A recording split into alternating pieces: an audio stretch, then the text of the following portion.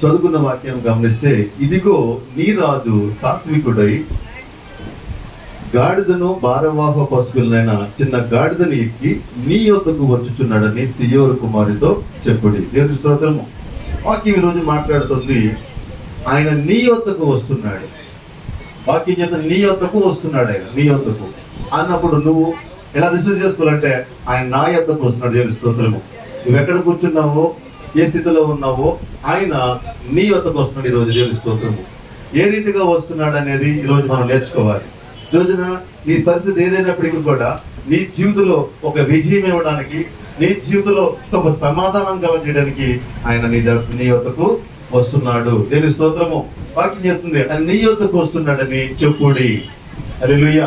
కాబట్టి ఈ రోజున ఆయన నీ కోసం వస్తున్నాడు, నీ యొద్దకు వస్తున్నాడు అనే సంగతి మనం మర్చిపోవద్దు. ఇదే సువార్త, అంటే ఇదే సందర్భాన్ని మన 4 సువార్తల్లో కూడా ఈ మాట రాయటం జరిగింది. కానీ 4 సువార్తల్లో కూడా చిన్న చిన్న మార్పులు మనకి చూడొచ్చు. అవి చూద్దాము. మార్కు రాసిన సువార్త 11వ అధ్యాయము 11వ వచనంలో కూడా ఈ మాటలు రాయటం జరిగింది. మార్కు రాసిన సువార్త 11వ అధ్యాయము 11వ వచనంలో కూడా ఇదే సందర్భాన్ని రాయటం జరిగింది. ఏమని?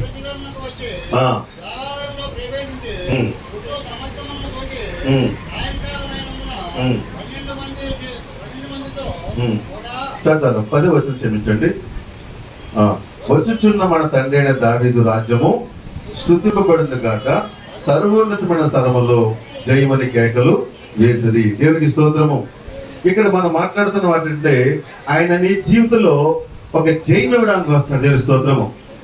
ఆయన జయం పొందడానికి వస్తున్నాడు, అదే టైంలో నీకు గొప్ప జయం ఇవ్వడానికి వస్తున్నాడు. ఆ సంగతి గుర్తుపెట్టుకోవాలి. దేవుని స్తోత్రం. ఇదే సందర్భాన్ని మళ్ళా కూడా మనం ఇంకో సువార్త కూడా చూద్దాము. మరి లోకా సువార్తలో కూడా ఏమన్నా రాయబడిందో చూద్దాము. మరి 19వ అధ్యాయం 38వ వచనం, లోకా సువార్త 19:38. లోకా సువార్త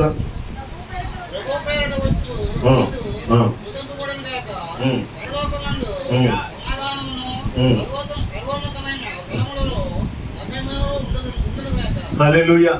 ఈ వాక్యాన్ని బట్టి మనం గమనిస్తూ ఉంటే, వచ్చుచున్న ఈ రాజు నీ యొద్దకు ఎందుకు వస్తున్నాడంటే, నీ జీవితంలో, నీ హృదయంలో, నీ కుటుంబంలో, నీ వ్యాపారంలో, నీ ఉద్యోగంలో సమాధానము కలుగు చేయడం కోసం. దేవుని స్తోత్రం. సమాధానము. ఏదైతే అశాంతితో నువ్వు ఇబ్బంది పడుతున్నావో, ఏదైతే కుటుంబంలో శాంతి లేక సమాధానం లేక అల్లాడిపోతున్నావో, ఈ ప్రభువు నీ వద్దకు ఏ రీతిగా వస్తున్నాడంటే ఒక సమాధానం కలగజేయడానికి వస్తున్నాడు. దేవుని స్తోత్రం. కాబట్టి ఈ రోజున దేవుడు నా యొద్దకు వస్తున్నాడని నువ్వు నమ్మినట్లయితే నీ జీవితంలో ఆయన జయం ఇవ్వడానికి వస్తున్నాడు. ఆయన నీ యొద్దకు నమ్మినట్లయితే నీ జీవితంలో ఆయన సమాధానం ఇవ్వడానికి వస్తున్నాడు. దేవునికి స్తోత్రం. ఇంకొక అధ్యాయంలో కూడా, సువార్తలో కూడా యేసు ప్రభు గురించి ఇంకొక మాట చెప్పబడుతుంది. చూద్దామా? యేసు ప్రభు గురించి ఇక్కడ కూడా మనం ఏమి రాయబడిందంటే, యోహాను సువార్త 12వ అధ్యాయము, యోహాను సువార్త 12వ అధ్యాయము 14వ వచనం గమనిస్తే, ఇక్కడ కూడా ఇదే సందర్భాన్ని సియోను కుమారి భయపడకము, ఇదిగో నీ రాజు గాడిద పిల్ల మీద ఆసీనుడై వచ్చుచున్నాడు. దేవునికి స్తోత్రము. ఈ వాక్యము నీతో మాట్లాడుతున్న మాట ఏంటంటే, భయపడకు. నువ్వు ఏ విషయాల్లో భయపడుతున్నావో, భవిష్యత్తు గురించి భయపడుతున్నావా, నీ బిడ్డల గురించి భయపడుతున్నావా, నీ ఉద్యోగం గురించి భయపడుతున్నావా, వ్యాపారం గురించి భయపడుతున్నావో, దేని గురించి భయపడుతున్నావో నీకు తెలియదు, కానీ ప్రభువుకు తెలుసు. నువ్వు భయపడద్దు, నేను వస్తున్నాను, నీలో నా భయాన్ని తొలగించి నీకు గొప్ప ధైర్యాన్ని ఇస్తాను, గొప్ప సమాధానం ఇస్తాను, గొప్ప జయం ఇస్తానని ప్రభు మాట్లాడుతున్నాడు. దేవుని స్తోత్రము. ఎప్పుడైనా వాక్యం ధ్యానించినప్పుడు కానీ, మీరు చదువుతున్నప్పుడు కానీ, ఆ వాక్యము నాతోనే మాట్లాడుతుంది. ఈ వాక్యము నా కొరకే ఉందని ఎవరైతే నమ్ముతారో వారి జీవితంలో కార్యం చూస్తారు. దేవుని స్తోత్రము. హల్లెలూయా. ఈ రోజున దేవుని వాక్యం చెప్తుంది, ప్రభువు నీ కొరకు వస్తున్నాడనే మాట విన్నప్పుడు ఆయన నా కొరకు వస్తున్నాడు. దేవుని స్తోత్రము. ఆయన నా కొరకు వస్తున్నాడని ఎవరైతే విశ్వసిస్తారో వారి జీవితాల్లో భయం తొలగించి ధైర్యం నింపుతున్నాడు. ఆయన జీవితం నీకు ఇస్తున్నాడు. నీ కుటుంబంలో, నీ జీవితంలో గొప్ప సమాధానం ఇవ్వడానికి ప్రభు లోకానికి వస్తున్నాడు. దేవుని స్తోత్రం. కాబట్టి ప్రభు పడుతున్న మాట మీరు వినండి. ఇక్కడ 4 సందర్భాల్లో కూడా 4 విధాలుగా రాయడం జరిగింది. ఈ 4 విషయాల్లో కూడా నీతో దేవుడు మాట్లాడుతున్నాడు. దేవుని స్తోత్రము. ఇక్కడ ప్రత్యేకించి ఒక మాట ఏంటంటే, ఆయన గాడిద ఎక్కువ వస్తున్నాడంట. ఆయన ఎలా వస్తున్నాడు? గాడిద ఎక్కువ వస్తున్నాడు. ఎందుకు గాడిద ఎక్కువ రావాలి? అని రాజులకు రాజు, సృష్టికర్త అయిన దేవుడు, రారాజు. కాబట్టి రాజులు ఎప్పుడూ కూడా వారు ఊరేగినప్పుడు ఏనుగుపై ఊరేగుతారు, యుద్ధంకి వెళ్ళినప్పుడు గుర్రంపై వెళ్తారు. కానీ ఏ రాజు కూడా ఈ భూప్రపంచంలో గాడిద ఎక్కి వెళ్ళడు. ఒక గాడిద ఎక్కి వెళ్తే అవమానంగా ఫీల్ అవుతారు, అది తక్కువ ధనంగా చూసుకుంటారు. కానీ ఈ రోజున ఈ ప్రభువు గాడిద ఎక్కువ వస్తున్నాడంట, గాడిద ఎక్కువ వస్తున్నాడంట. కాబట్టి ఈ రోజున ఉదయం సండే స్కూల్ పిల్లలకు చెప్పినప్పుడు ఒక మాట చెప్పాను నేను, ఏంటంటే గాడిద ఉంది, గుర్రం ఉంది, ఏనుగు ఉంది. దేని మీద ఎక్కి మీరు వెళ్తారంటే కొంతమంది గుర్రం అన్నారు, కొంతమంది ఏనుగు అన్నారు, కొంతమంది మాత్రమే అనగా వాక్యం ఉంది కదా గాడిద అన్నారు. సరే ఇంకా బాగా అర్థం అవ్వాలని చెప్పేసి మరి అప్పుడు రోజులు అవి, ఇప్పుడు రోజులు కదా. సరే మీ ఇంట్లో సైకిల్ ఉంది, మీ ఇంట్లో బైక్ ఉంది, మీ ఇంట్లో కార్ ఉంది, దేని మీద వెళ్తా ఉన్నాను? సైకిల్ అన్నారు. పిల్లలందరూ సైకిల్ అన్నారు. ఓ సంతోషం, దేని స్తోత్రము. నా పిల్లలకి ఎంత సాగింపు, సమాధానం. ఎండే ఫోటో తీశాను, అరే విట్నెస్ ఇది ఫోటో. రేపు పొద్దున ఈ స్కూల్ లైఫ్ నుంచి మళ్ళీ మీరు కాలేజీ లైఫ్కి వెళ్తారు. నాకు బైక్ లేకుండా కాలేజీకి వెళ్ళన్నావా, ఈ ఫోటోయే సాక్ష్యము. గుర్తుపెట్టుకోండి మీ పిల్లలు కూడా. ఎప్పుడైనా సరే పిల్లలు పెద్ద అయ్యి నాకు బైక్ కావాలమ్మా, మా ఫ్రెండ్ బైక్ ఉంది, బైక్ లేకపోతే కాలేజీకి వెళ్ళాలని మొండి పట్టి పడితే ఆ రోజు స్కూల్లో సండే స్కూల్లో ఏం చెప్పారు? నువ్వు సైకిల్కి వెళ్తానా కదా. ఎందుకు ఈ మాట నేను చెప్తున్నానంటే మన ప్రభు మనకి మాదిరి నేర్పిస్తున్నాడు. దేవునికి స్తోత్రము. మన ప్రభు మనకి తగ్గింపుదనము నేర్పిస్తున్నాడు. హల్లెలూయా. కాబట్టి ప్రభువే తగ్గించుకున్నప్పుడు ఆయన బిడ్డలుగా మనమేం తగ్గించుకోవాలి. ఈ రోజున తగ్గింపుదనం అనేది చాలా మంది హృదయాల్లో లేదు. గర్వము, కాలు తగిలితే చాలు ఇలా చూస్తారు పైకి, కళ్ళు కనబట్లేదా, ఎక్కడున్నాయి కళ్ళు, ఏ కాలు తగిలితే ఏమైపోయింది, సారీ చెప్పాడు, నువ్వు సారీ చెప్పు, అయిపోయింది కదా. కొంతమంది సరిపడలేదు, ఇంకా ఏదో అనయ్యేది, ఏదో చేసేది అనే గర్వపు మాటలు మన హృదయంలోకి రానివ్వకూడదు. కాబట్టి దేవుని బిడ్డలుగా గర్వం కలిగే మనసు మన హృదయాల్లో ఉండకూడదు. అది మంచిది కాదు, అర్థం చేసుకోండి. కాబట్టి యేసు ప్రభు అంతటి గొప్పవాడు, ఆయన తగ్గించుకుని గాడిదపై ప్రయాణం చేస్తున్నాడు. ఆయన శిష్యులుగా, ఆయన సేవకులుగా ఈరోజు ఎలా ఉన్న పరిస్థితి? ఒక మాదిరి కొంచెం బలిపడి వస్తే చాలండి, మీటింగ్ రమ్మంటే నాకు ఏ కారు పెడతావు నువ్వు, ఆయన రేంజ్ అడుగుతాడు. ఆయన నేను ఒక కూటమి పెట్టడానికి ఒక మీటింగ్కి ఒక దైవజనుడిని పిలిచాను. నేను ఒక దైవజనుడిని పిలిచి, అయ్యా మీరు వాకింగ్ చెప్పడం రమ్మంటే ఆయన అన్నాడు, ఓకే తప్పకుండా వస్తాను బ్రదర్ అన్నాడు. ఓకే మంచిది. మరి నాకు కాకినాడలో జిఆర్టీ హోటల్ ఉంది, దాంట్లో రూమ్ తీయమన్నాడు. జిఆర్టీ హోటల్ అది ఎక్కడో నాకు కూడా తెలియదు. ఎక్కడుందంటే మన కొళచెరువు ఆపోజిట్లో ఉంది. కాకినాడలో టాపెస్ట్ హోటల్ అది, ఈస్ట్ గోదావరికి టాపెస్ట్ అది. దాంట్లో రూమ్ తీయాలట. దాంట్లో రూమ్ తీయకపోతే మీరు రారండి అయ్యారు. సరే రమ్మన్నాం కదా, మరి గౌరవించాలి కదా అని చెప్పేసి జిఆర్టీ రూమ్ చేస్తానన్నాను. ఓకే రూమ్ ఎంత అంటే స్పెషల్గా ఏంటంటే నాకు సూట్ రూమ్ కావాలంటే, సూట్ రూమ్ ఎంత ఉంటుంది అందులోని 18,000, ఒక రోజుకి 18,000. ఓకే దానికి బెండ్ అయ్యా నేను. ఓకే దాన్ని తీస్తానన్నాను. మరి తీస్తారు కదా, నాతో పాటు ఎనమండి వస్తామన్నాడు. ఎనమండి 8 రూములు 4 రూములు తీయాలి. ఒక రోజు వాళ్ళు ఉండేది ఒక పూట కూడా, ఒక రోజు ఉండే దానికి ఎంత ఖర్చు అవసరమా? ఆ రూముల్లో ఉండకపోతే మీరు దైవజనులు కారారా? అర్థం చేసుకోండి. యేసు ప్రభు ఈ సంఘటన ముందు, ఎప్పుడు ఈ గాడిద ఎక్కే ముందు ఏం జరిగింది తెలుసా మీకు? లాజరు అనబడే ఒక వ్యక్తి చనిపోయిన బ్రతికించాడు. ఈ సంఘటన ముందే చనిపోయిన లాజరును యేసు ప్రభు బతికించాడు. బ్రతికించిన సంఘటన ఊరు ఓడ అంతా కూడా ఆయన పేరు మోగిపోయింది. 3 రోజులు అయిపోయి 4 రోజులు చనిపోయి కుళ్ళిపోయిన దేహాన్ని యేసు ప్రభు బ్రతికించాడు, బయటికి రప్పించాడని ఊరు ఓడ మోగిపోతే ఒక పక్క చనిపోయిన లాజర్ని బ్రతికించిన యేసు ప్రభుని చూడక దండోపదండ జనం వచ్చేసారు. అలాంటి పరిస్థితి కానీ మన సేవకుల్లో ఉంటే, ఏ సేవకుల్లోని ఇప్పుడు సేవకుల్లో ఉంటే ఈయన కాళ్ళు అడగరు, విమానం అడుగుతారు. నాకు హెలికాప్టర్ కావాలి బ్రదర్, వీళ్ళు 10 మంది మళ్ళీ బందోబస్తు బాడీ గార్డులు. ఎందుకు అవసరమా? మారిపోయింది లోకం. దైవ సేవకుల్లోనూ మార్పు లేదు, విశ్వాసుల్లోనూ మార్పు లేదు, తగ్గిపోకనే కనబడతలేదు. ఈ దేవుని బిడ్డ, మనం ఆరాధించే దేవుడు తను తగ్గించుకుని భూమి దిగి వచ్చిన దేవుని స్తోత్రం. తను తగ్గించుకొని ఎన్నో మంది నేర్పించడం మాత్రం చూపించడం కూడా దేవుని స్తోత్రము.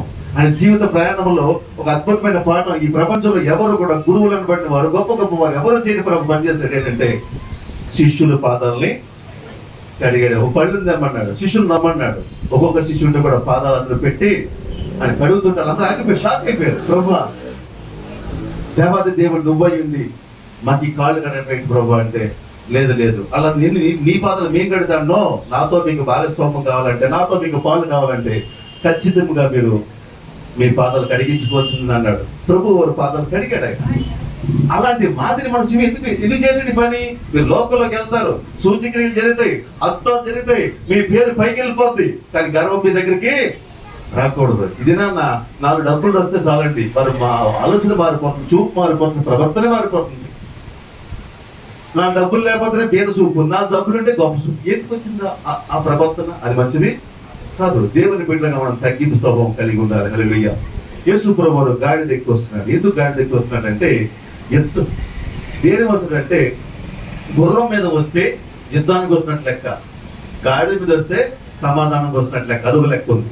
యుద్ధం మీద వస్తే, గుర్రం మీద వస్తే ఏంటి లెక్క? యుద్ధానికి వస్తున్నట్టు లెక్క. గాడిద పోయి వస్తే యుద్ధానికి వస్తున్నట్టు లెక్క కాదు, సమాధాన పడడానికి వస్తున్నాడు ఆయన. సమాధాన పడడానికి వస్తున్నాడు ఆయన. మీకు విషయం తెలుసా? ఈ రోజున నీ దగ్గరికి ఎందుకు వస్తున్నాడంటే సమాధాన పడడానికి వస్తున్నాడు. దేవుని స్తోత్రము.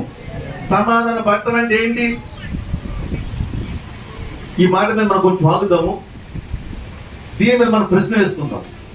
ఈ ప్రశ్న వేసుకున్నప్పుడే మనకి కొన్ని విషయాలు అర్థమవుతాయి. అక్కడ మన హృదయంలోకి ఎంతని ప్రశ్న వేస్తాను. ఇక్కడ మనకి ఏబిసి 3 బ్యాచ్లు ఉన్నాయి. ఇది ఏ బ్యాచ్? సమాధాన పట్టం అంటే ఏంటి? ఒక చెప్పనా?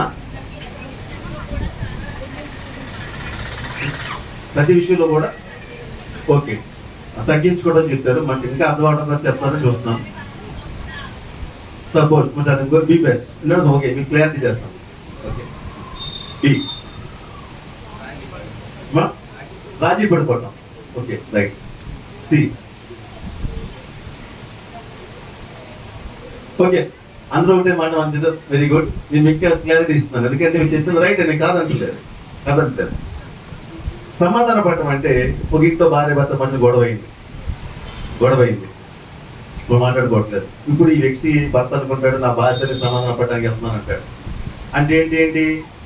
ఆమె ఎన్ని తప్పులు చేసినప్పుడు కూడా, ఏం చేసినప్పుడు కూడా నేను నిన్ను క్షమిస్తున్నాను, అలాగే తన తప్పులేనట్టు తాను తగ్గించుకుని సారీ చెప్పడానికి, మొత్తం మీద ఆమెతో కలిసి ఉండడానికి ఒక అడుగు ముందుకేసుకుని వెళ్తున్నాడు. అది భర్త అయినా, అది భార్య అయినా, అది తండ్రి కొడుకు కావచ్చు, లేదా యజమాని వర్కరు కావచ్చు, ఏదైనప్పుడు కూడా సమాధాన పట్టణకి వెళ్ళడం అంటే వాళ్ళ అన్ని విషయాలు ఆలోచించేటి, వాళ్ళు ఎన్ని తప్పులు ఉన్నప్పుడు కూడా క్షమించడానికి, వారితో మాట్లాడడానికి, వారితో కలిసి ఉండడానికి వెళ్తున్నాడు ఆయన. అర్థమవుతుందా? ఇప్పుడు భార్య భర్త మధ్య గొడవ వచ్చిందండి. గొడవ అంటే ఒక్కసారి 2 వైపులో ఉంటుంది. అర్థమవుతుందండి, 2 వైపులో ఉంటుంది. ఈ సమాధానం పడినప్పుడు ఏం చేసుకోవాలి? భార్య ఒక అడుగు తగ్గించుకుని వస్తే భర్త కూడా ఒక అడుగు తగ్గించుకుని రావాలి. దేవుని బిడ్డలకు ఒక మంచి సూత్రం చెప్తాను. భార్య భర్త మధ్య గొడవ అయితే కనుక, తండ్రి బిడ్డల మధ్య దగ్గరికి ఎవరు ముందు సారీ చెప్తారో వారే దేవుని బిడ్డలు గెలుస్తారు. అర్థమవుతుందా? నీ ఇంట్లో గొడవ అయింది, ఇద్దరు కూడా మొఖం మార్చుకున్నారు, ఇంటికి వచ్చారు, ఒకరు మాట్లాడుకోవట్లేదు, రాగానే సారీ అని నువ్వు చెప్పగలిగితే నీవు ధన్యుడువు, దేవుని కుమార్తెవు, దేవుని కుమారుడు. దేవుని స్తోత్రం. ఆ క్రెడిట్ ఎవరు పొందుకోదని పోటీ పడాలి. దీనికోసము సమాధాన పట్టడం కొరకు.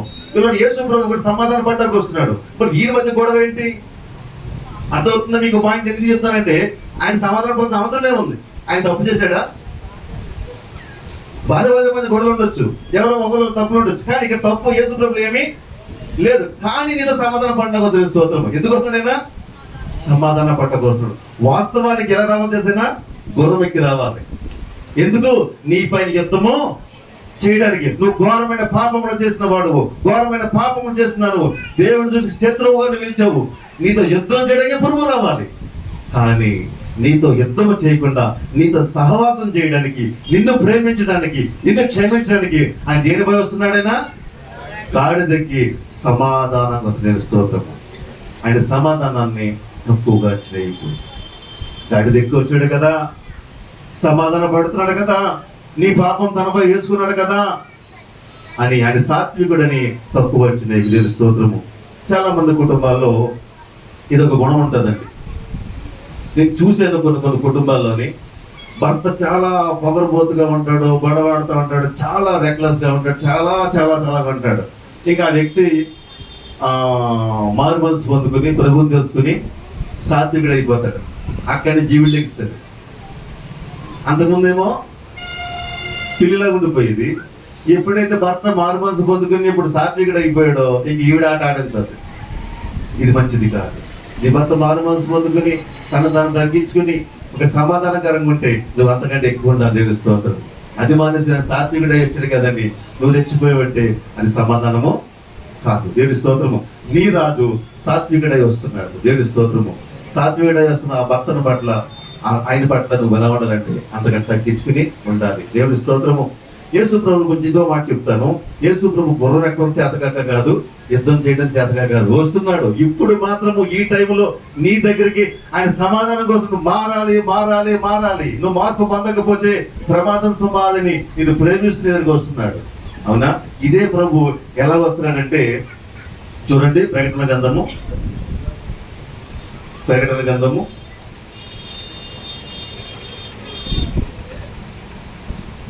19వ అధ్యాయము, ప్రకటన గ్రంథము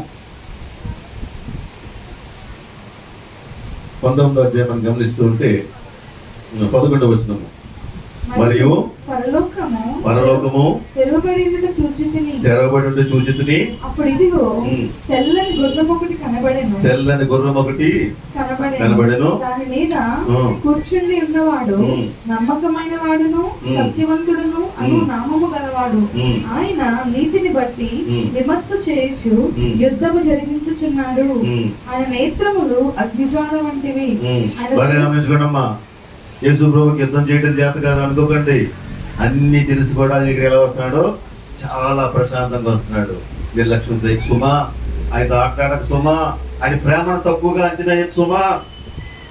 ఆయన నమ్మకమైన వాడు, సత్యవంతుల నామము గలవాడు, ఆయన నీతిని బట్టి విమర్శ చేయించు యుద్ధము జరిగించువాడు. ఒక టైం వస్తుంది, ఆ రోజున ప్రభువా నన్ను క్షమించు, ఆ రోజు నన్ను ఖండించంటే అక్కడ అవకాశం నీకు లేదు. నువ్వు చేసిన ప్రతి తప్పు కూడా శిక్ష ఇవ్వడానికి వస్తాడు. ఇప్పుడు నెక్స్ట్ గుర్రంపై వచ్చినప్పుడు ఇప్పుడు మాత్రం నీ దగ్గరికి ఆయన గాడిదపై వస్తున్నాడు, సమాధానం చూస్తున్నాడు. ఇప్పుడే నువ్వు జీవితంలో మారు మనసు పొందు, నీ బ్రతుకును మార్చుకో. ఆయన ఏంటంటే ఆయన నేత్రములు అగ్నిజ్వాల వంటివి, ఆయన శిరస్సు మీద అనేక కిరీటములను రాయబడిన ఒక నామము ఆయనకు కలదు, అది ఆయనకే కాని మరి ఎవ్వరికీ తెలియదు. రక్తములో ముంచబడిన వస్త్రము ఆయన ధరించుకుని ఉండెను, మరియు దేవుని వాక్యము అనే నామము ఆయనకు పెట్టబడి ఉన్నది. పరలోకమందున సేనలు శుభ్రమైన తెల్లని నారబట్టలు ధరించుకుని తెల్లని గుర్రము లెక్కి ఆయన వెంబడించుచుండిరి. జనములను కొట్టుటకై ఆయన నోటి నుండి వాడిగల ఖడ్గము బయలు వెడల్చున్నది. ఆయన ఇనుపదండముతో వాడిని ఏలును. ఆయనే సర్వాధికారియకు దేవుని తీక్షణమైన ఉగ్రత అను మధ్యకు తొట్టి త్రొక్కును. దేవుని స్తోత్రం. బాగా వినండి అమ్మా. యేసు ప్రభు యొక్క మరి రెండవ పార్ట్ మనం చూడకూడదు, అర్థమైందా? అది మన ఎవరు కూడా ఆ పార్ట్ లో రాకూడదు కూడా. ఆయన ఉగ్రత సమయం అది. గుర్రం ఎక్కువ వస్తాడు, ఆయన వస్త్రాలన్నీ కూడా రక్తపు డాగులతో ఉంటాయండి. ఇంత రక్తం వచ్చిందంటే అది తొక్కుకుంటూ పోతున్నాడట. తొక్కుకుంటూ పోతే ద్రాక్ష పొడి నలిగినట్టుగా నలిగిపోతున్నారు, రక్తం పిడిపో. అలాంటి భయంకర పరిస్థితి మన జీవితంలోకి రాకూడదని నేను ముందుగా నీ దగ్గరికి ఈ రోజున నీ బ్రతుకు మార్చుకోమని, నీ జీవితం సరి చేసుకోమని సమాధానంతో వస్తున్నాడు. తెలుస్తోంది, సమాధానంతో వస్తున్నాడు. ఆయన తను తగ్గించుకొని వస్తున్నాడు, సాత్వికుడై వస్తున్నాడు. దేవుని స్తోత్రము. హల్లెలూయా. ఈరోజు ఇంకా దేవుని వాక్యం నుంచి చాలా విషయాలు మనం నేర్చుకుందాము. ఈరోజు నా సువార్తలో 4 మాటల్లో 4 విషయాలు మనం గమనిస్తూ వస్తున్నాము. ఇక్కడ చూడండి, మొట్టమొదటి మనం గమనించినట్టంటే ఆయన నేను రక్షించుటకు తను తగ్గించుకుని సమాధానం మాట చూస్తున్నాం. దేంతో వస్తున్నాడైనా సమాధానం. చదువుకున్న వాక్యం ఉంటుంది కదా, చదువు ఎక్కడ ఉంది? లోక 19:30 ఏం చెప్తుంది? పరలోకం నుండి సమాధానమును స్థిరపడి తనలో మహిమయు ఉండును కాక. ఆయన ఎలా వస్తున్నాడట? సమాధానంతో వస్తున్నాడు. ఒక పార్ట్ అయింది. రెండో పార్ట్ వినండి. మార్కు 11:11 ఇక్కడ ఒక ప్రాముఖ్యమైన విషయం అని చదువుతాం. దేని స్తోత్రము. ఆయన యెరూషలేముకు వచ్చి దేవాలయంలో ప్రవేశించి చుట్టూ సమస్తమును చూచి సాయంకాలం అయినందున 12 మందితో కూడా క్షమించండి 10 ఇందాక మిస్టేక్. వచ్చుచున్న మన తండ్రి అయిన దేవుడు తనే దావీదు సైన్యంలో స్తుతింపండు గాక. సర్వోత్తమైన స్థలముల్లో జయము అని చెప్పిన దేవుని స్తోత్రము. జయం అనే మాట ఒకటేసి ఓసన్న ఓసన్న అని అర్థం. ఈ రోజున మనం చాలా ప్రధానమైన ప్రసంగం అదే. ఈ రోజున యేసు ప్రభువుని ఎలా సూచిస్తారు తెలుసా? ఓసన్న ఓసన్న ఓసన్న. మరి చెప్పండి, ఓసన్న ఓసన్న ఓసన్న. ఓసన్న మాట అర్థం ఏంటంట? జయము. జయము అనే మాటకు ఓసన్న అర్థము. ఏంటి జయము? ఎక్కడ జయము? ఎవరికి జయము? ఇది కొద్ది మాట ఇక్కడ మనం ధ్యానం చేద్దాం. దేవుని స్తోత్రము. ప్రభు ఇచ్చిన జ్ఞానంతో ప్రభు మహిమాత్మే చాలా పాటలు రాయడం జరిగింది. ఈ పాట కూడా ఒకటి రాయడం జరిగింది. దావీదు కుమారుడా నీకే జయమ్మని, దావీదు కుమారుడా నీకే జయమ్మని, జయము జయమ్మని జయ గీతమూలి పాడెరయ్యా ఓసన్నా అని, పాడెరయ్యా ఓసన్నా అని. ఓసన్న ఓసన్న ఓసన్న ఓసన్న ఓసన్న ఓసన్న ఓసన్న ఓసన్న హే ఓసన్న.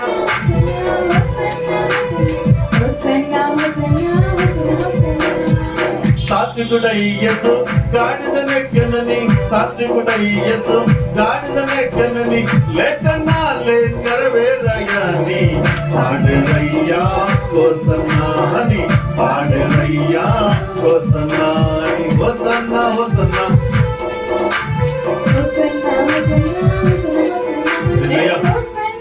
నేను స్తోత్రం. ఈ మాట మీరు మొదలు భద్ర పెట్టుకోండి, చాలా ఇంపార్టెంట్ మాట మేము వింటున్నాము. దావీదు కుమారునికి జయము. ఏంటి జయము? ఏంటి జయము? ఏంటి జయం అంటే చాలా ప్రాముఖ్యమైన విషయం. ఉదయం నేను ధ్యానం చేస్తున్నప్పుడు ప్రభు మాట్లాడిన మాటలు ఇది నేను షేర్ చేసుకుంటున్నాను. ఏంటి జయం అంటే ఇది అనాది కాలం నుండి, సృష్టి ఆరంభం నుండి కూడా రెండు ప్రధాన శక్తుల మీద ఒక పోరాటం జరుగుతుంది. సృష్టి ఆరంభం నుండి కూడా రెండు ప్రధాన శక్తుల మధ్యన ఒక పోరాటం జరుగుతుంది. రెండు ప్రధాన శక్తులు ఎవరంటే, ఒకటి దైవ శక్తి, రెండవది చీకటి శక్తి. దైవశక్తి వెలుగుకు గుర్తుగా ఉన్నాడు, చీకటి శక్తి చీకటికి గుర్తుగా ఉన్నాడు. ఈ రెండు కూడా పోరాటం జరుగుతూనే ఉన్నాయి. ఎప్పటికప్పుడు ఆ వెలుగులోకి ప్రవేశించడానికి చీకటి ప్రయత్నము చేస్తూనే ఉంది. వెలుగు వచ్చిన ప్రతి చోట కూడా చీకటి పోతుంది, వెలుగు దూరం అవగానే చీకటి వచ్చేస్తుంది. ఈ పోరాటం జరుగుతుంది. అయితే ఈ పోరాటంలో చీకటి విజయం సాధిస్తుంది. ఇది చాలా ఇంపార్టెంట్. ఇది మీకు ప్రశ్నగా ఉండొచ్చు ఈవేళ. ఈ పోరాటంలో చీకటి విజయం సాధిస్తుంది. ఎక్కడ అంటే ఒక మానవుడి జీవితంలో. హల్లెలూయా. దేవునిపై కాదు, దేవుడు ఏర్పాటు చేసుకున్న మానవునిపై చీకటి విజయము సాధిస్తూ ఉంది. సృష్టి ఆరంభంలో మొట్టమొదటి మానవుడైన ఆదాము మొదలుకొని యేసుక్రీస్తు ప్రభు వరకు కూడా ప్రతి మానవుడు కూడా పాపమునకు దాసుడయ్యాడు, చీకటి క్రియలకు బానిసయ్యాడు. ఏదో ఒక రకంగా అతని జీవితంలోకి చీకటి వచ్చింది. ప్రతి ఒక్కరి జీవితంలో చీకటి ఏలుబడి చేస్తుంది. కాబట్టి ప్రతి ఒక్కరి జీవితంలో కూడా సాతాను యుద్ధము చేస్తున్నాడు, తన జయ జీవితాన్ని పొందుకుంటున్నాడు. అంటే ఒక మాట చెప్పాలంటే సర్వ మానవాళి కూడా ఓటమి దిశలో ఉంది, ఓడిపోతూ ఉంది, ఓటమనే చూస్తుంది. అటువంటి పరిస్థితుల్లో సృష్టికర్తైన దేవుడు మానవుడిగా దిగి వచ్చాడు. ఏ మానవుడి జీవితంలో చీకటి జయం పొందుకుందో అదే మానవుడిగా దిగి వచ్చి ఈ చీకటిపై జయం పొందగల అక్కడికి వచ్చాడు. దేవుని స్తోత్రము. ఇది మహాయజ్ఞము. అర్థమవుతుందా? ఇది మహాయజ్ఞము. మీకు ఒక మాట చెప్పాలంటే, పరిశుద్ధ బైబిల్ గ్రంథంలో, పాత నిబంధన గ్రంథంలో చాలా మంది రాజులు యుద్ధాలు చేశారు. యెహోషాపాతు యుద్ధం చేశాడు, యెహోషువ యుద్ధం చేశాడు, మోషే యుద్ధం చేశాడు, దావీదు యుద్ధం, ఎన్నో యుద్ధాల్లో జయమిచ్చాడు. ఆ జయము వేరు. అది మనుషులపై మనుషులు చేసే జయము. రాజులపై రాజుల పోతే ఇచ్చే జయము. రాజుకి రాజు జయమిచ్చాడు దేవుడు. ఆ జయము గురించి మాట్లాడలా. ఆ జయము వేరు, అది సాధారణ జయము. ఈ జయము వేరు. ఇది చాలా హైలీ యుద్ధం. ఇది అర్థమవుతుంది. అదే అర్థం చాలా మందికి అర్థం కాదు. చాలా మందికి అర్థం కాని విషయం ఏంటంటే, యుద్ధము సామాన్య యుద్ధము కాదు. ఎందుకంటే సృష్టి ఆరంభం నుంచి కూడా చీకటి గెలుస్తుంది, వెలుగు అపజయం పడిపోతుంది. వెలుగు ఎందుకంటే ఆ చీకటిని ప్రేమిస్తున్న మానవుడు. చీకటి ఫీలికి దాచుడు అయిపోతున్నాడు. కాబట్టి వాడికి విజయం సాధిస్తుంది. అలాంటి చీకటిని ఓడించడానికి 2000 సంవత్సరాల కింద యేసు ప్రభు ఈ లోకానికి వచ్చాడు. దేని స్తోత్రం. పూర్తి మానవుడిగా ఈ లోకానికి వచ్చాడు. పూర్తి మానవుడిగా వచ్చి దీనికి ఒక మాట మనకు అర్థం కావాలంటే ఒకే ఒక మాట, ఇది మహాయజ్ఞము. ఇదేంటిది? మహాయజ్ఞము. మహాయజ్ఞం ప్రారంభించాడు 33.5 సంవత్సరాల యజ్ఞం. అది 33.5 సంవత్సరాలు ఎందుకు పెట్టిన టైం అంటే, ఒక యవన దేశంలో 33.5 సంవత్సరాలు వచ్చినప్పటికీ ప్రతి మానవుడు కూడా ఎక్కడో ఒకటి పాపం చేస్తాడు. అర్థమవుతుందా? చాలా సింపుల్గా చెప్తే మీకు అర్థమవుతుంది కానీ, ఒక మానవుడు పాపం చేయించాలి. ఆ పాపం చేయించినటువంటి రక్తంతో సర్వమానవాళ్ళ పాపాలు కడిగాలంటే ఇలా పుట్టాడు మానవుడు. పుట్టినంటే ప్రాణం ఇస్తాడు. ఆ వ్యక్తి అంటే ఆ రక్తంతో పరిశుద్ధి వచ్చిందంటే అది అంగీకారమా? జయం పొందాలి. జయం పొందిన రక్తం కావాలి. ఇప్పుడు దేనిపై జయం పొందాలి? పాపంపై, లోకంపై, చీకటి శక్తులపై జయం పొందాలంటే 33.5 years భూమి మీద ఉండాలి.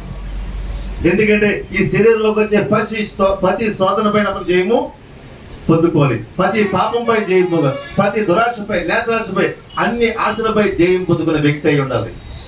అర్థమవుతుందా? అటువంటి వ్యక్తి యేసు ప్రభు తన పుట్టింది మొదలుకొని జయం పొందుకుంటూ వస్తున్నాడు. The last minute. చాలా ప్రాముఖ్యమైన విషయం చూడండి. లాస్ట్కి వచ్చాడు ప్రభు కూడా కంగారు పడ్డాడు. చూద్దామా? యోహాను సువార్త 12వ అధ్యాయం.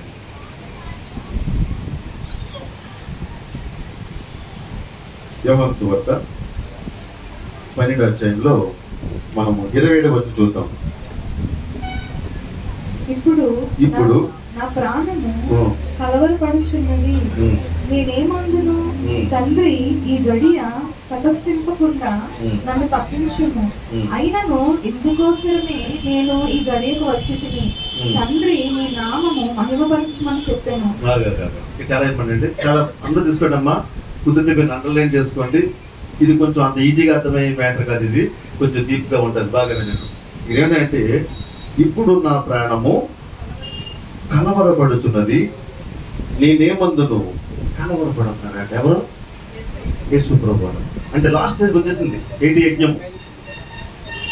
అంటే దాదాపు 33 సంవత్సరాలు పూర్తి అయిపోయింది. ఇంక లాస్ట్ ఎండింగ్ వచ్చేసాడు. బార్డర్ వచ్చేసింది. ఇక విజయానికి దగ్గరగా ఉన్నాడు. దగ్గర ఉన్న టైంలో యేసు ప్రభులో కలవరం వచ్చింది. ఏంట కలవరం అంటే, ఇక లాస్ట్ స్టేజ్ ఏంటంటే మరణాన్ని తట్టుకోవాలి. ఆ మరణం ఎలాంటిదో ప్రభువుకు తెలుసు.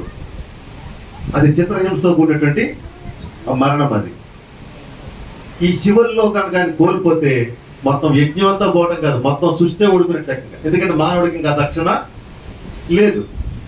ఆ ఎక్కడ ఒక చిన్న స్టెప్లో మిస్టేక్ జరిగిన యజ్ఞం ఏమైనట్టు? ఫెయిల్ అయిపోయింది. అంటే ఈ విజయము పోయినట్టే.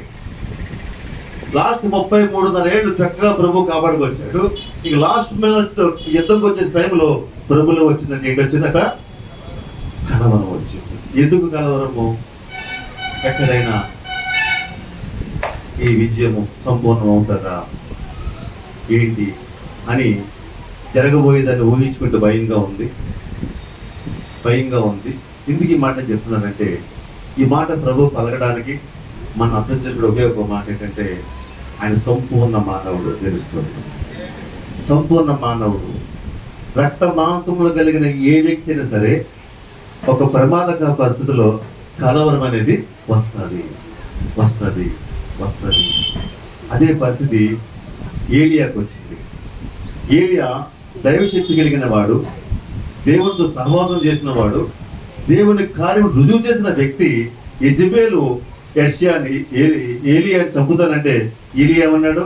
ఇంత మట్టుకు చాలు ప్రభువా, నా ప్రాణాన్ని తీసేసుకో అన్నాడు లేదా? అంటే ఏ వ్యక్తి జీవితం అయినా సరే ఒక ప్రమాదమైన గడి వస్తుంది.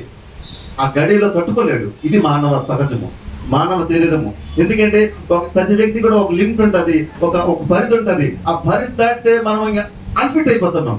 ఆ టైంలోనే చాలా మంది ఆత్మహత్య చేసుకోవటం, అలా వారి చేతిలో అపజయములు గెలిపోవటం, ఓటమి పాలైపోవటం, ఇంకా అయిపోయింది నా జీవితమే మొత్తం వదిలేయటం, దేవుణ్ణి వదిలేయచ్చు, లేదా దేహాన్ని వదిలేయచ్చు, ఏదైనా చేయొచ్చు. అది ఏ టైం అంటే కలవరపడే సమయము. అది కుటుంబ సమస్య కావచ్చు, ఆర్థికపరమైన సమస్య కావచ్చు, ఆరోగ్య సమస్య కావచ్చు. నీ జీవితంలో ఏదైనప్పుడు కూడా కలవర పెట్టేది ఏదైనా కూడా భయంకరమైనది. ఆ కలవర పెట్టే సమస్యలో ఏలీ ఏమన్నాడు?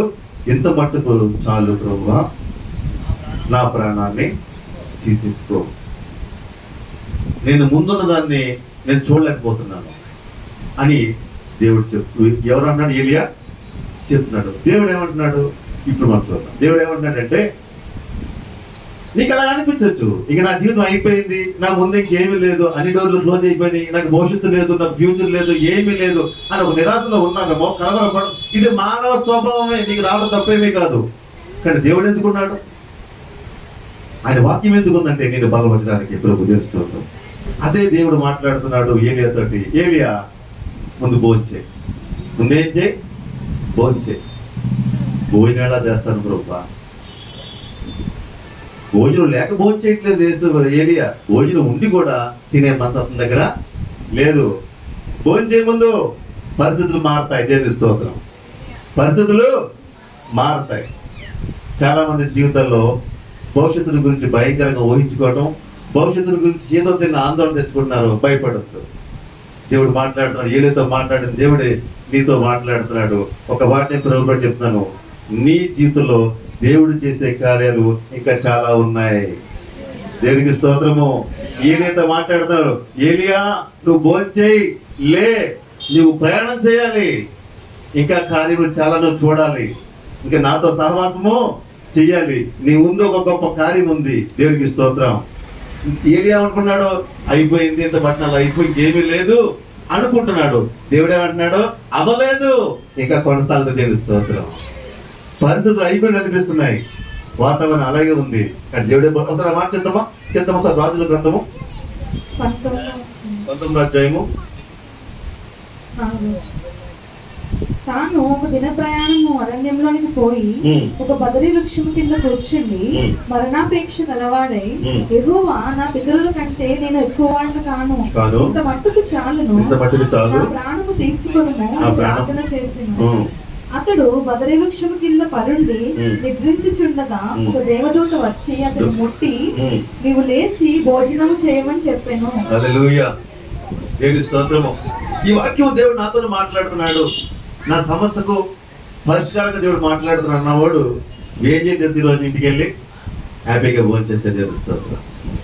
నువ్వు ఏ విషయంలో తూక్కుపోతున్నావో, ఏ విషయంలో భయపడుతున్నావో తెలియదు, కానీ ఈరోజు దేవుడు నాతో మాట్లాడాడు. దేవుడు నాకు ఒక పోషణ తూగిపోతున్నాడు. నువ్వు హ్యాపీగా భోజనం చేసే దేవుని స్తోత్రం. ఒక సంఘటన చెప్పనా? హన్న బిడ్డలు లేరు, గొడ్రాలుగా ఉంది. ఆమె జీవితం చాలా దుఃఖం ఉంది. భర్త ప్రేమించే భర్త, ప్రేమగా చూసుకునే భర్త. అయితే అన్న పెళ్లిళ్ళ మధ్యన ఆమె పిల్లలు ఉన్నారు, ఇప్పుడు పిల్లలు లేరు. ఈ అన్న బాధపడిపోతుంటే భర్త అంటాడు, 10 మంది పిల్లల కంటే, 10 మంది కుమారుల కంటే నేను శ్రేష్టమైన వాడిని కదా. నీ కొడుకు పుట్టి నేను చూడకపోవచ్చు, వదిలేయచ్చు, కానీ నేను అలా కాదు, నేను ప్రేమిస్తున్నాను. ఇదిగో 2 చీరలు, ఒక చీరకు నీ 2 చీరలు కొంటున్నాను, 10 2 డబల్ ఇస్తున్నాను నీకు. నా ప్రేమ ఎంత గొప్పదో చూస్తున్నావు కదా, నా ప్రేమ నీకు చాలదా అంటే అన్న అనుకుంటుంది, ఓకే నాకు ప్రేమించే భర్త ఉన్నాడు, చాలు, నాకు బిడ్డలతో పనేముంది అనుకుంటుంది. అనుకుని సాగిపోతుంటే దేవుడు ఊరుకుంటాడా? ఎందుకంటే అన్నలో ప్రార్థన కావాలి, అన్న దేవుడిపై ఆనుకోవాలి. ఆమె భవిష్యత్తు దేవుడు బంగారం మార్చబోతున్నాడు. అందుకే ఒక పక్కన ఒక లేపుతున్నాడు. ఎవరిని? బాధ పెట్టేవాడిని, గాయపరిచేవాడిని లేపుతున్నాడు. లేపినప్పుడే నీ జీవితంలో ప్రార్థన వస్తుంది. దేవుని స్తోత్రము. అర్థమవుతుందా? ఒకళ్ళు గాయపరచాలి, ఒకళ్ళు లేపినప్పుడే నీలో ప్రార్థన రావాలి. ఆ దేవుడు చూస్తున్నాడు. అదే అన్న ప్రార్థన చేస్తుంది. ఎప్పుడు తోటి కూడా అంటుంది, సమితి అంటుంది, బిడ్డలు లేని గాయపడినప్పుడు ఏడుతూ బాధపడిపోయింది. భోజనం కూడా చేయలేదు. భోజనం కూడా చేయకుండా డైరెక్ట్ మందిరానికి వెళ్ళింది. మందిరంలో ఏడుస్తూ కన్నీళ్ళు కారుస్తున్నప్పుడు అన్నతోటి దైవసేవకుడు మాట్లాడుతున్నాడు. దేవుడితో మొరపెట్టుకుంది. దేవుడు అంటాడు, అన్న వచ్చేటినాటికి నీ జీవితంలో ఒక కుమారుని కంటావు. అన్న కన్నీరు, అన్న ప్రార్థన దేవుడు చూశాడు. అంత పెద్ద ప్రార్థన రావాలంటే, అంత కన్నీరు కారాలంటే నీ జీవితంలో ఒక గాయమైన సంఘటన రావాలి. రాకుండా నీ జీవితంలో కన్నీరు రాదు. మన చర్చికి పనిచేస్తున్నటువంటి తాపి మెస్సులు వచ్చారు. వచ్చిన ఏదో మాట, దేవుడు మాట చెప్తా ఉంటాను, ఊరిలో కూర్చోను. ఆ పక్కన సాయం చేస్తూ అందిస్తూ మొత్తం మీద ఏదో మాటలు కదుపుతూ ఉంటాను. వాళ్ళు కూడా ప్రభు మాట చెప్తాను. అయితే అందులో ఒక రాఘవేశ్వర అన్నాడు, అంటే సత్యబాబు. పిల్లలు లేక చాలా అల్లాడిపోతున్నారంట. వాళ్ళు ప్రభుని నమ్ముకున్న కుటుంబం ఏమి కాదు. అయితే నేను ఫస్ట్ టైం విన్నానమాట, బిడ్డలు లేకపోతే ఆడవాళ్ళకి అవమానం ఉంటుందని విన్నాను, కానీ పురుషులు కూడా అవమానం ఉంటుంది సంగతి ఫస్ట్ టైం విన్నాను. బిడ్డలు లేకపోతే వీళ్ళు ఫంక్షన్ జరిగినప్పుడు అక్షంతలు వేసే సమయంలో అక్షంతలు వేయద్దన్నారంట. ఎవరిని? ఇతన్ని, సత్యబాబు నాయన్ని, నువ్వు అక్షంతలు వేయొద్దు, బిడ్డలు లేనోడు నువ్వు, నీ భార్య గొడ్డాలు, నువ్వు గొడ్డుపోతాడువే, నువ్వు అక్షంతలు వేయొద్దు, కాదు భోజనం చేసి వెళ్ళమన్నారంట. వెళ్ళమంటే భోజనం కూడా చేయకుండా కన్నీరుగా ఇంటికి వచ్చాడు. ఎందుకంటే ఆ మాట గాయం కలిగింది, ఆ మాట బాధ కలిగించింది. ఇదే ప్రేమ, ఇదే మనుషులు, ఇదే ప్రేమ అనుకుంటూ భోజనం కూడా చేయక తన భార్య ఏడ్చుకుని ఇంటికి వచ్చారు. ఆ ఏడ్చుకొచ్చినప్పుడు ఒక సువార్త ఇంటికి వచ్చింది. ఒక సహోదరి అంత చెప్పింది, ఎంత ఏడకమ్మా, నీ బాధ దేవుడు దుఃఖాన్ని తీస్తాడంటే ఆ మాటను బట్టి వారు చర్చికి వెళ్ళారు. ఆ కన్నీరు, ఆ బాధ ప్రభు చెప్పుకున్నారు. వచ్చి ఏంటంటే వాళ్ళ కుమార్తె కన్నా తెలుస్తూ చెప్పండి. దేవుడు కన్నీరు చూసే దేవుడు. అంత గాయం జరిగితేనే కానీ అతనిలోకి దేవుడు ఎవరో ప్రభు ఎవరో తెలియలేదు, ప్రార్థన బయటికి రాలేదు. కాబట్టి ఒక్కొక్కసారి గాయాలు అవుతుంటే ఆ గాయం వెనకాల ఒక నీకు ఆశీర్వాదం ఉంది, దేవుని స్తోత్రము. ఆ గాయంకి ఆశీర్వాదం మధ్యన ప్రార్థన ఉండాలి, విశ్వాసం ఉండాలి, నిరీక్షణ ఉండాలి, దేవుని స్తోత్రము. అటు రీతిగా ఏలియా బాధపడుతుంది. ఇంతమంటే చాలు ప్రభువా, నా ప్రాణాన్ని తీసేసుకోన్నాడు. ఇక్కడ ఒక మాట మనం నచ్చిపోయాము. జరిగిన సంఘటన వినండి. ఈ అన్నతో దేవుడు ఏం చెప్పాడు? వచ్చి నాటికి కుమారుడు కంటాడు అన్నాడు కదా, దేవుడు చెప్పాడు కదా. అంటే వచ్చి నాటికంటే సంవత్సరం టైం ఉంది. అంటే ఈమె ఇంకా రిటర్న్ ఎలా వచ్చింది? రిటర్న్ జర్నీ, అన్న ప్రయాణం మీరు బైబిల్ చూసుకున్నాను అన్న సమీల్ గ్రంథంలో ఉంటుంది మొదలధ్యాయంలోని. ఆమె ఏం చేసిందంటే రిటర్న్ జర్నీ ఫస్ట్ ఆయన దైవ సేవకుడు చెప్పాడు. రిటర్న్లో ఫస్ట్ ఒక హోటల్కి అడిగి వెళ్ళిపోయారు అన్నమాట. మరి ఏమనిపించిందో, ఏమన్నా ఆయన భర్త పేరు ఏమి, అన్న పేరున్నా, భర్త పేరేంటి? ఎల్కానా. ఎల్కాన్ మన హోటల్కి వెళ్దాం అని అలాగే తీసుకుని ముందుకు పోయింది కదండి. ఎల్కాన్ మన ఎక్కడికి వెళ్దాం, ఇల్లుడు ఏముంది, ఇల్లుడు ఈయన అంటాడు. అన్న ఏడుకు తిను, నేను తిన్నాండి, నా తిన్నా, తినబుద్ధి కావట్లేదు, నేను తిన్నా, వాళ్ళు తిరుగుతాయి, తినకొచ్చు, ఏదో తిను అని వెళ్ళేటప్పుడు ఏమన్నాడు? ఏంటన్నాడు? అన్న మై డియర్ అన్న ఏ తిను అంటున్నాడు. ఎవరు? ఎల్కానా. ఈ తిన్నదా? తినలేదు. బాధతో కన్నీరు గార్చింది, ఏడ్చింది, మొరపెట్టింది. దేవుడి సేవకుడు ఏం చెప్పాడు? అమ్మ వచ్చి నాటికి ఒక కుమార్ని కంటావన్నాడు. ఆ మాట విన్నది రిటర్న్ జర్నీ. ఎల్కాన్ పట్లకి వెళ్దాం పదా, నవ్వుతూ మాట్లాడితే ఏ డిఫరెన్స్ ఏంటి? ఈ మాట ఎప్పుడు అనాలి? ఇంటికి వచ్చిన తర్వాత, ప్రెగ్నెన్సీ కన్ఫర్మ్ అయిన తర్వాత, రిపోర్ట్ వచ్చిన తర్వాత దేవుడు నమ్మారు అది చెప్పాలా? ఏమీ లేకముందే దేవుని మాట నమ్మేది స్తోత్రముగా భయపడు నమ్మాలంతే. దేవుడు కార్యం చేస్తాడంతే. కార్యం జరిగిపోయింది అది కాదు, కార్యం జరగముందే దేవుని మాట నమ్మాలి. స్తోత్రం. నమ్మింది రిటర్న్ ఎలా వచ్చేస్తే ఈ అన్న హ్యాపీగా వచ్చి బయట వాక్యం ఉండదు, సంతోషంతో తిరిగి వచ్చిందంట, చక్కగా భోజనం చేసిందంట. భర్తకు ఆశ్చర్యం, ఏంటి నా భార్యలో మార్పు అంటే దేవుడు మాట్లాడాడు. ఆయన మాట్లాడతాడేమో వచ్చి నాటికి ఖచ్చితంగా ఎలా వచ్చింది? ఒక కుమారుని కన్నాది. దేవుని స్తోత్రం. అలాగే ఏలేదా దేవుడు మాట, లేచి భోంచేవయ్యా, యెజబెలు చంపేస్తుంది. ఇది నీ జీవితంలో ఆలోచన, నీ పట్ల ఉద్దేశం ఏంటనుకున్నా? అసలు నీ మనసులోంచి ఆ ఇమెయిల్ పక్క తీసేయి. నీతో నాకు చాలా పని ఉంది, నువ్వు చేయవలసిన పనులు చాలా ఉన్నాయి అని ప్రభు చెప్తే ఏం చెప్తాడు? నువ్వు లేచి భోజనం చెయ్యి. మళ్ళీ ఉన్నాడు, అయితే యెహోవా రెండో మరో వచ్చి అతను ముట్టి, శక్తికి మించిన ప్రయాణము నీకు సిద్ధమైనది. స్తోత్రము. నీకు ప్రయాణం ఉంది, నువ్వు చేయబోయే కార్యం ఉన్నాయి, ఇంకా చాలా భవిష్యత్తు నీకు ఉంది. ఏలియా అనుకున్నాడు, అయిపోయింది, ఇంకా మరొక గంట సైనికులు వస్తారు, నన్ను అరెస్ట్ చేస్తారు, చంపేస్తారు, నా బ్రతుకు అయిపోయింది అనుకుంటున్నాడు. దేవుడు ఏమంటున్నాడు? అవ్వలేదు, ముందు భోజనం చేయి, నువ్వు కుదురుగా ఉండు, ధైర్యంగా ఉండు, శక్తికి మించిన ప్రయాణం నీ ముందు అని ప్రభు చెప్తాను. అలాగే ఉన్నాడు అన్న. మరణం వచ్చిందా ఈలేకి? రాలేదే. ఆశ్చర్యం ఏంటంటే అతను ఊహలోనే కార్యం జరిగింది. ఏంటంటే మరణమే లేకుండా ఏం చేశాడు ఏలియా? దేవుని రాజ్యానికి వెళ్ళిపోయాడు. దేవుని స్తోత్రం. హల్లెలూయా. కాబట్టి దేవుని వాక్యం మాట్లాడినప్పుడు విశ్వాసం ఉంచు, నమ్మక ఉంచు, కార్యం చూడు. ఇక్కడ ప్రభు ఎందుకు ఈ మాట మాట్లాడుతున్నా అంటే ప్రభువు కలవరపడుతున్నాడు. ప్రభు ఏం చేస్తున్నాడు? ఆ వాక్యం వద్దాం. ఏమంటున్నాడు? ఎందుకు కలవరపడుతున్నాడు అంటే రక్త మాంసం శరీరం కలిగిన మనం అందరూ కూడా కలవరం అనేది వస్తుంది. అది మన కుటుంబంలో జరిగే ఏ సంఘటన బట్టి సరే ఆ కలవరం, ఆ వేదన, బాధన ఉంటుంది. ప్రభు కూడా అదే శరీరం కలిగి ఉన్నాడు కాబట్టి భవిష్యత్తు అంటే రేపటి గురించి, అంటే రేపు జరగబోయే శిలువ మరణం గురించి ప్రభులో కలవరం వచ్చిందంటే ఏంటి? నేను పర్ఫెక్ట్ గా జీవించాను, ఓకే, అంతవరకు నేను నా మనస్సాకి నాకు అర్థమవుతుంది. కానీ ఈ మరణం అనేది లేకుండా ఉంటే అనుకున్నాడు. అంతే కదా? నా మాట కరెక్టే కదా? చెప్పండి. ప్రభుకి మాట ఏంటండి? ఓకే, నేను పాపం చేయకుండా, లోకంలో పడుకోకుండా, ఏ తప్పు చేయకుండా నేను ఆజ్ఞను అనుసరించాను ఇంతవరకు, ఓకే. కానీ ఈ మరణం వెనకాల ఏం కావాలి? మరణం వెనకాల జీవం రావాలి. అది సాధ్యం కాదు. అర్థం. ఏ వ్యక్తి అది మరణించిన వరకు వెళ్ళిపోతారు కానీ తిరిగి బతకడం మాత్రం అతని దగ్గర లేదు. ఎందుకంటే అది సాధ్యము కాదు. ఒకవేళ బ్రతికినా మళ్ళీ మరణించవచ్చుండే. ఇప్పుడు లాజరు బ్రతికాడండి. లాజరు బ్రతికిన మరణం వేరు. కానీ మళ్ళీ లాజర్కి వెళ్తాడు, మళ్ళీ రోజు మరణిస్తాడు.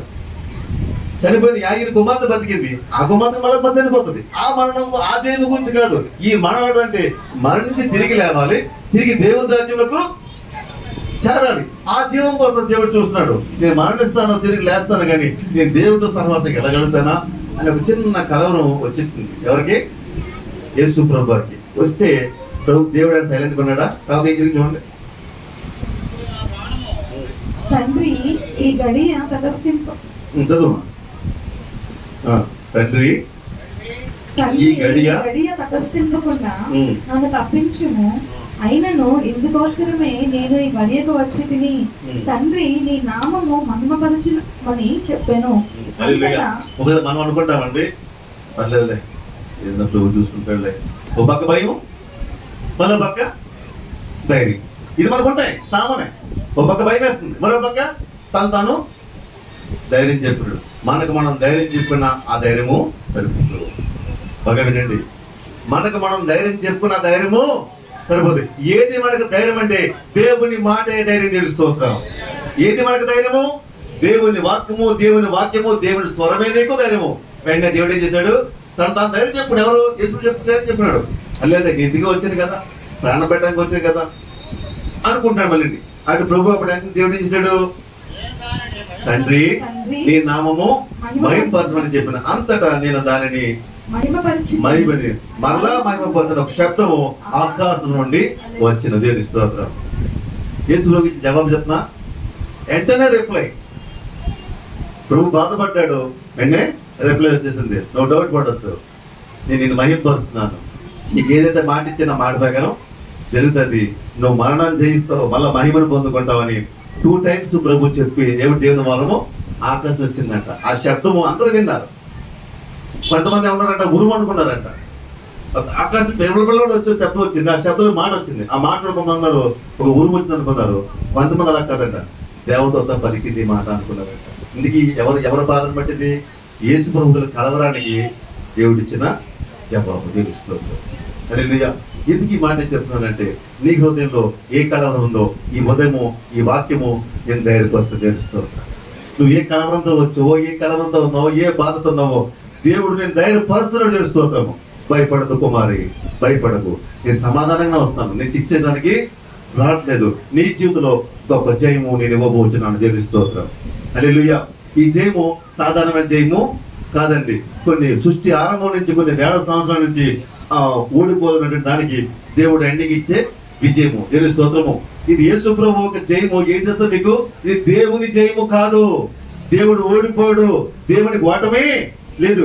ఎవరు ఓడిపోతాడు? మానవుడు ఓడిపోతాడు. దేవుని స్తోత్రము. మానవుడికి వచ్చే గొప్ప జయమే ఈ శిలువ మరణంపై జయం. దేవుని స్తోత్రము. ఆ జయము కోసము పలుకుతారందరూ కూడా హోసన్నా హోసన్నా, జయము జయము. అంటే యేసు ప్రభు సిలువలో ఆయన మరణిస్తాడు, మరణాన్ని జయిస్తాడు, మరణ పనులు పిలుస్తాడు, మూడో దినం తిరిగి లేస్తాడు. ఆయన దేవుని రాజ్యమునకు కొనుక్కోబడితే ఇది కంప్లీట్ అవుతుంది. ఎవరికి ఆధారం? ఇది మానవుడికి ఆధారం. అంటే ఏది మనం పోగొట్టుకున్నామో అది మళ్ళా యేసు ప్రభు ద్వారా మనము సంపాదించుకుంటున్నాము. సంపాదించుకుని మనం మరణిస్తాము. మరణమైన తర్వాత మళ్ళీ ఏమవుతున్నాము? ప్రభువుని బట్టి తిరిగి లేస్తాము. లేచిన మనము దేవునితో సహవాసం కింద స్తోత్రము. ఈ గొప్ప జయము యేసు ప్రభు ద్వారా కలుగుతుంది. దేని స్తోత్రము. ఈ జయము ఇవ్వడానికి ఈ లోపల ప్రభువు వచ్చాడు. ఇది మన యజ్ఞము, మన కోసం దేవుడు ఇచ్చిన గొప్ప యజ్ఞము. అది సంపూర్తి అవుతుంది. అది సంపూర్తి ఫైనల్ స్టేజ్ లో చేసే విజ్ఞాపన ఏంటంటే జయము జయము జయము కలగలని అందరూ కూడా ప్రార్థన చేస్తున్నారు. దీన్ని బట్టి చివరికి చెప్తున్న ఒక మాట ఏంటంటే, ఈ సందర్భంగా నీ జీవితంలో ఎంతవరకు జరిగే ప్రతి అపజయము కూడా అది నీది కాదు, నీలో ఉన్న సాతానుది. అర్థమవుతుందా? నీలో జరిగే ప్రతి అపజయం కారణం నువ్వు కాదు, ఆమె వ్యక్తి కాదు, ఇద్దరిలో పనిచేసిన సాతానుది. ఆ సాతాను ఓడిపోతున్నాడు సిలువలో. దేవునికి స్తోత్రం. వాడు ఓడిపోయిన తర్వాత మీ జీవితంలో జయము చూస్తా తెలుస్తుంది. వాడి క్రియలు కొనసాగినప్పుడు మాత్రమే మీకు అపజయము. వాడి క్రియలకు యేసు రక్తం ఎండిచ్చేస్తుంది. ఎప్పుడైతే ఒక వ్యక్తి పాపి తన శిలువ దగ్గరకు వచ్చి ఆ శిలువ మానపైకి వస్తాడో, అక్కడ తన పాపం ఒప్పుకుంటాడో, అతనిలోంచి ఒక కొత్త వ్యక్తి బయటకు దేవుని స్తోత్రం. అక్కడ సాతాను ఓడిపోయినట్టే. అక్కడ ప్రభు చెప్తాడు, ఆ లోకాధికారి ఇక్కడతోటి అయిపోయింది. ఇంతవరకు మిమ్మల్ని తోక జాడించిన వాడు, మిమ్మల్ని వాటర్ బాల్ చేసినాడు, మీకు కావాలని వాడికి అయిపోతుంది. వాడు అయిపోయింది. అది లాస్ట్ టైం. దేవుని స్తోత్రం. కాబట్టి నీ జీవితంలో ఈరోజు రాకపోతుంది. దేవుని స్తోత్రం. భయపడద్దు.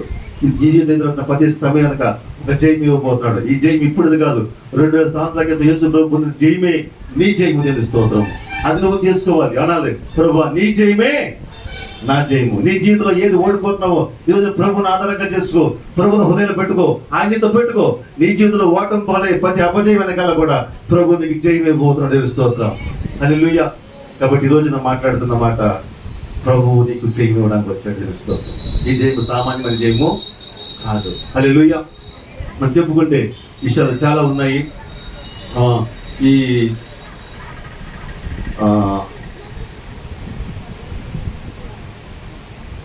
మీకు 2 మాటలు చెప్పాను. యేసు ప్రభు శిలువ మరణంలో ఆయన పలికిన మాటల్లో మన జీవితానికి ఏమవుతున్నాయో, ఈ యొక్క మాట్లాడదాకా జరిపే సందేశం ఇది. దేవుని స్తోత్రం. మరి పోయిన వారం మాట ఇచ్చాను మీకు. ఏంటిది? పార్ట్ 2 అందామా? అంటే మనం ఆల్రెడీ నేను దానికోసం తగ్గించున్నాను. పార్ట్ 1 అయిపోయింది. ఏంటిది? ఈరోజు మాట్లాడదాం సంబంధించిన సబ్జెక్ట్. దేవుని స్తోత్రము. మధ్యలో ఆ వాక్యానికి ఈ వాక్యానికి గోడగట్టలు ఏం చేయాలా? ఒక పాట పాడదాం. హల్లెలూయా. దివ్య పాడతారు. చిన్న ఒక చరణమే.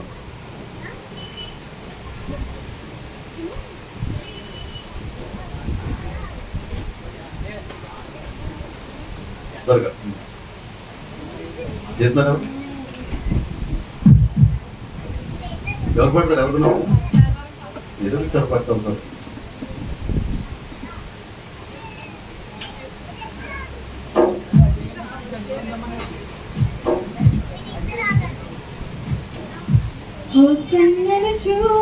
స్తుతి పాడుచు సియోనుకు వెళ్ళెదం. స్తుతి పాడుచు సియోనుకు వెళ్ళెదం.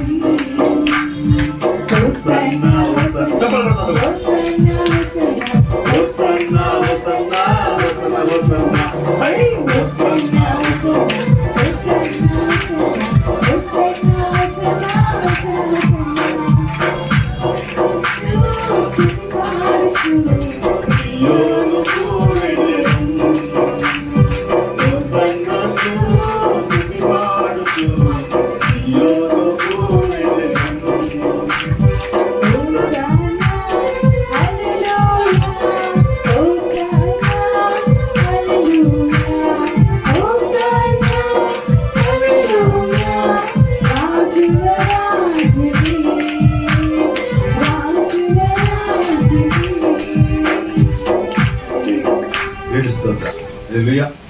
మరి రెండవ వాక్యం ఏంటంటే, లాస్ట్ వీక్ మనం పార్ట్ 2 కొనసాగించుకోవాలి కదా. లాస్ట్ వీక్ లో మనం విన్న వాక్యం మీరు కొంచెం మనకు జ్ఞాపకం చేస్తే అది ఎంతవరకు గుర్తుందో నేను తీసుకుంటాను. దాన్ని బట్టి కొనసాగిస్తాను.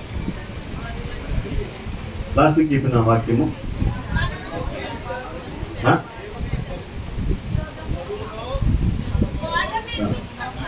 బార్డర్స్ను ప్రాకారాలను టైట్ చేసుకోవాలి, స్ట్రాంగ్గా చేసుకోవాలి. ఓకే, మంచిది, వెరీ గుడ్. పోయిన వారం వాక్యంలో ఒక మూలమైన మెసేజ్ ఏంటంటే సమస్య, ప్రార్థన, జవాబు. సమస్య, ప్రార్థన, జవాబు. అంటే సమస్య ఏంటంటే యెహోషువ మీదకి ఒక సైన్యము దండెత్తి వచ్చింది. అది ఒక రాజ్యము కాదు, ఎట్ ఏ టైము 4 రాజ్యాలు అతని మీదకి వచ్చాయి. అప్పుడు యెహోషువ కలవరపడ్డాడు, భయపడ్డాడు. భయపడిన యెహోషువ ఏం చేశాడంటే దేవునిపై విశ్వాసము ఉంచాడు. అతను చక్కని ప్రార్థన చేసుకున్నాడు. ఈ రోజున యెహోషువ ప్రార్థన మనం చేసుకోవాలి. మీకు నేర్పిస్తాను అన్నమాట. మీలో చాలా మంది ప్రార్థన చేసుకుంటారు కానీ దేవుని మనసును ఒప్పించగలిగే ప్రార్థన, దేవుడు నీ తట్టు తిప్పగలిగే ప్రార్థన మీరు నేర్చుకోవాలి. అర్థమవుతుందా? ప్రార్థన అనే అంశాలు చాలా ఉన్నాయి. కాబట్టి మనం ప్రార్థన ఎలా చేయాలి, మనం వేషధారణ ప్రార్థన చేయకూడదు కానీ దేవుణ్ణి ఎలా ఒప్పించుకోవాలో ప్రార్థన నేర్చుకోవాలి. అర్థమవుతుందా? అది మొదట కొన్ని స్టెప్. మనకి ఎంతో టైం 10 minutes అవుతాయేమో. ఈ 10 minutesలో మీకు నేను చెప్తాను వినండి. ఇక్కడ ఒక సూత్రం అంట చూడండి. అతను యెహోషువ గ్రంథము క్షమించండి, దినవృత్తాంతములు 2వ దినవృత్తాంతములు 17వ అధ్యాయంలో అతని యొక్క క్యారెక్టర్ మనం చూసుకోగలిగితే, ఫస్ట్ మనం ఒక క్యారెక్టర్ చూసుకోగలిగితే అతను ఒక మంచి మోడల్ ఎంచుకున్నాడు. ఎవరిని? దావీదుని. దావీదులో కూడా ఎలాగా మంచి సెక్షన్ 2 పార్ట్లు దావీదుని. మొదటి పార్ట్ ఎంచుకున్నాడు. దావీదు ఒక మంచి జీవితాన్ని కొనసాగి తీసుకున్నాడు. తర్వాత తన బార్డర్స్ అన్ని కూడా టైట్ చేసుకున్నాడు. దేవునికి వ్యతిరేకమైన తొలగించుకున్నాడు. ఓకే, అతను దేవునికి ఇష్టమైన జీవితం జీవించాడు. ఇక్కడ ఒక మంచి మాట ఏంటంటే ఈ సందర్భంలో నీకు జ్ఞాపకం చేస్తున్నాను. అక్కడ ఎప్పుడైతే అతను అలా చేసుకున్నాడో ఏం చేశాడట? కాబట్టి యెహోవా అతని రాజ్యమును స్థిరపరిచాడు. ఇది చాలా ప్రాముఖ్యమైనది. స్థిరపరచుట అంటే అర్థం ఏంటంటే పర్మనెంట్ చేయటం. ఈరోజు నీ జాబ్ పర్మనెంట్ అవ్వాలంటే, నీ కుటుంబం స్థిరపడాలంటే, నీ భవిష్యత్తు స్థిరపడాలంటే